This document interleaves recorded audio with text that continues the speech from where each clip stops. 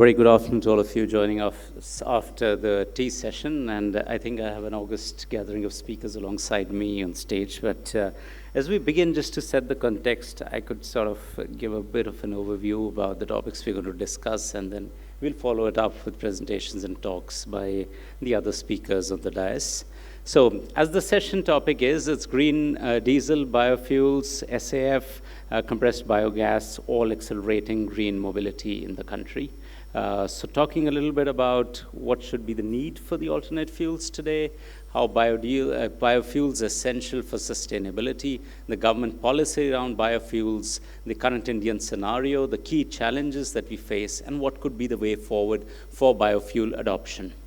Going through each one of these, starting with the need for alternate fuels, I think it's very well understood that CO2 emissions have been rising very steadily over the years. Vehicular emissions, which contribute to about 17% of global emissions, are therefore becoming a very big focus area. We also see, I think there have been a lot of these distressing climate events around us, whether it's due to a very hot summer, very cold winters, floods, droughts, all of that. And therefore, it is becoming an area of concern as we move forward. We also see that in achievement of India's net zero target by 2070 will depend on decarbonization of the transportation sector. We expect, of course, the fossil fuel-based electricity capacity to reduce and renewables to come into the mix. We expect that 50% of energy requirements to be met from non-fossil fuels by 2030.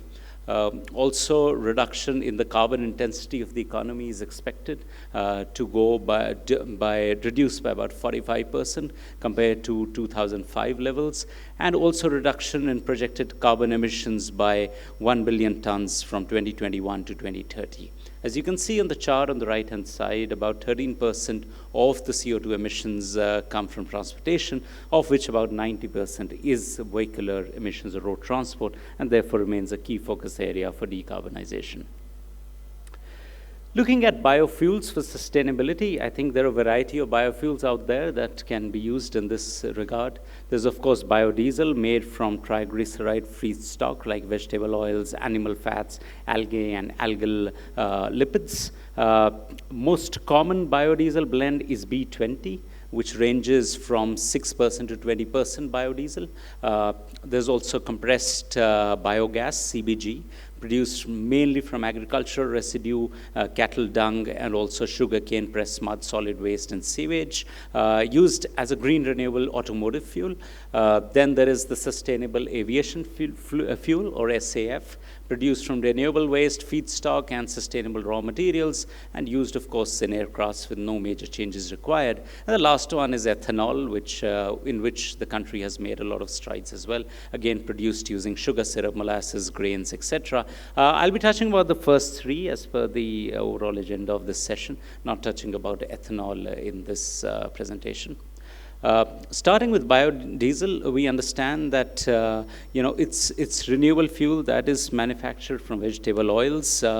UCO, which is used cooking oil, which is actually carcinogenic, can actually be used very well for producing biodiesel, and therefore remains a focus area of decarbonization on account of multiple aspects.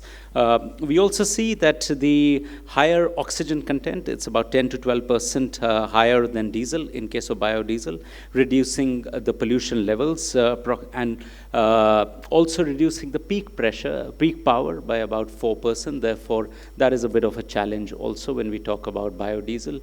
Then in terms of fuel lubricity, we see that the fuel lubricity is higher compared to diesel. So there is better performance of fuel injectors, pumps, and reduced engine wear and tear. However, that could also lead to fuel filter clogs. We also need to store it at an optimal temperature. If the temperature is too high, it could lead to the formation of molds, and at a very cold temperature, it could lead to the formation of gel. In terms of synthesis and production, it's easy and time effective as compared to diesel. And also, as I said, it's environmentally friendly, and EPA indicates that biodiesel emits about 11% less CO2 and 10% less particulate matter than compared to normal diesel. And Department of Energy and Agriculture found biodiesel reduced net CO2 emissions by 78%, zero sulfur, and reduced hydrocarbons. The other one is compressed biogas. As we can see, it can be produced from a variety of sources, whether it's cattle, poultry waste, municipal solid waste, agricultural residue, wastewater sludge, or many other things such as woody biomass. And we've seen that this is set to increase a lot in the future in terms of the various feedstocks. There is, of course, municipal solid waste, which can contribute to about 5 million metric ton per annum at the current yield levels of about 8%. Then there is the industrial biomass waste, which can contribute to about 2 million metric tons per annum. The agriculture crop and residues at about 20 million metric tons per annum with a yield of about 13%. And animal waste, again with a yield of about 13%, contribute to about 25 million metric tons per annum. SAF, we see, again, can be produced through multiple pathways, as you can see over here. Of course, the first one, which is the HEFA method, is the most cost competitive. The second one, which is the Fischer-Tropsch method, is the most capital intensive. The alcohol to jet, which is the ATJ method, since it dovetails with the government's E20 program, is most likely going to be adopted in India. And of course, there is, the most expensive one, which is the power to liquid PTL method of creating SAF as well.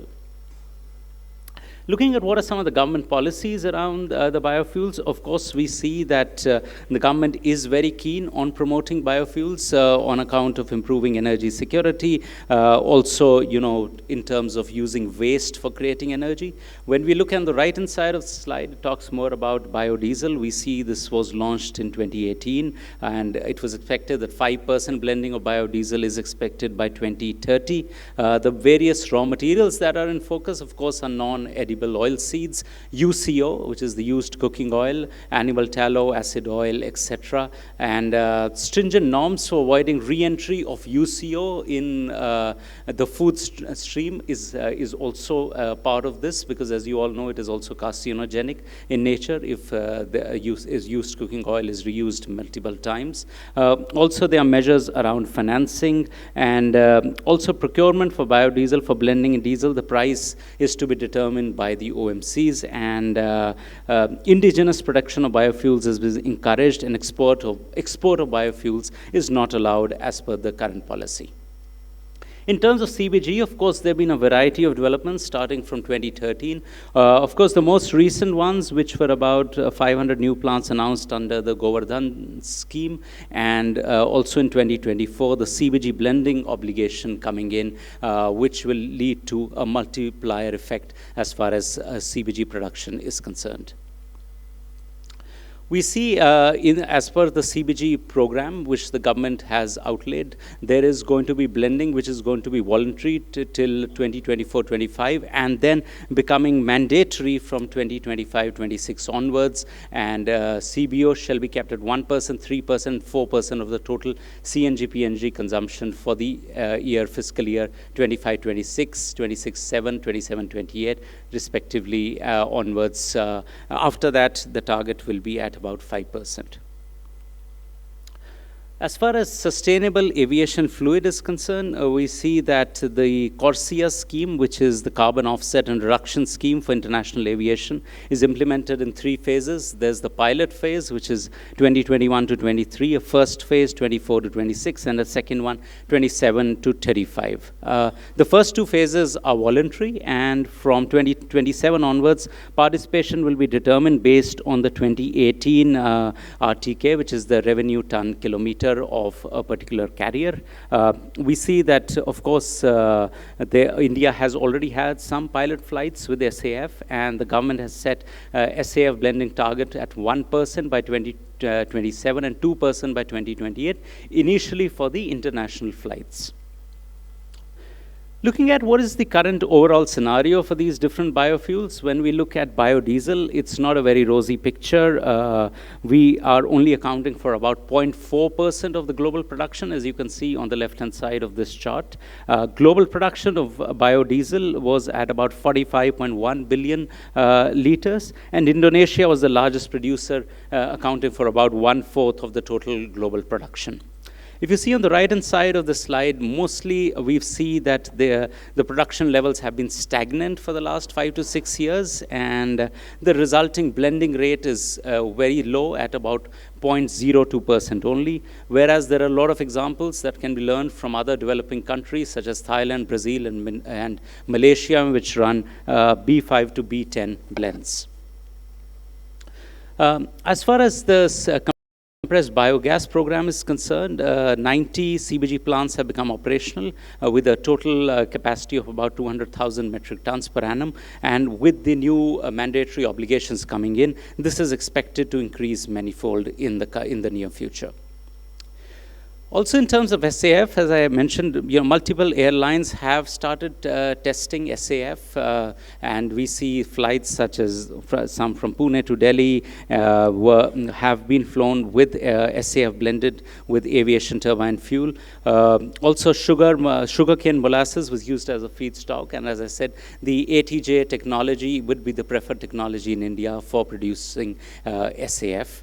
And many players such as Praj Industries, GPS Renewables, SAF1 have joined in and are constructing a sustainable aviation fuel plant with a 30 million liter capacity. What are some of the key challenges we see across these biofuels? Well, in terms of biodiesel, of course, there is limited availability and inconsistent quality of non-edible oil. Also, there is a competition with food crops for agricultural land. For example, this could also be produced using Jatropha, but then it brings to the fore the whole debate between food crop versus fuel crops. Also, there is a lack of supply chain infrastructure for collection and transportation of the used cooking oil. Complicating the fact is the hygroscopic nature of biodiesel as well, which I mentioned. Therefore, we need to store it in certain specific temperature ranges. Also, higher production costs compared to conventional diesel and dependence on government subsidies have been hindering the widespread application of biodiesel. As far as CBG is concerned, of course, there is seasonality in terms of the feedstocks like crop residues, also contamination and inconsistent availability of municipal solid waste.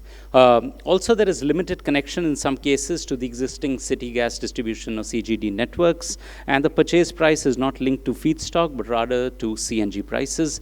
And finally, we see a limited offtake now, up till now, but with the blending obligations coming in, this is expected to change.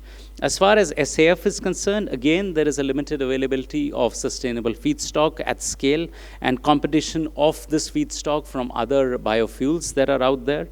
Limited production capacity as of now, and also challenges in integrating SAF into the existing aviation fuel infrastructure, higher production costs and large capital investments, and also certain uncertainties in terms of long-term demand incentives and global production standards and certifications.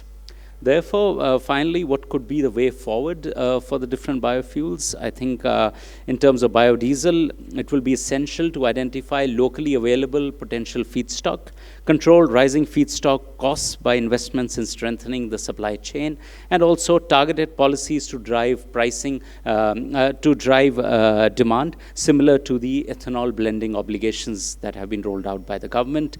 In terms of CBG, some sort of procurement price linkage to feedstock would be necessary, both for incentivizing producers as well as consumers. Inclusion in the carbon credits market to provide additional revenue source and improve viability would also be a great step in this direction. And developing market for byproducts, fermented organic manure to further support the CBG plant viability. And as far as SAF is concerned, develop target for Indian market along with ensuring incentives for SAF adoption, R&D focus on feedstocks and processing technologies, and finally promoting tree-borne oil and short gestation crop cultivation to promote production through the HEFA method as well.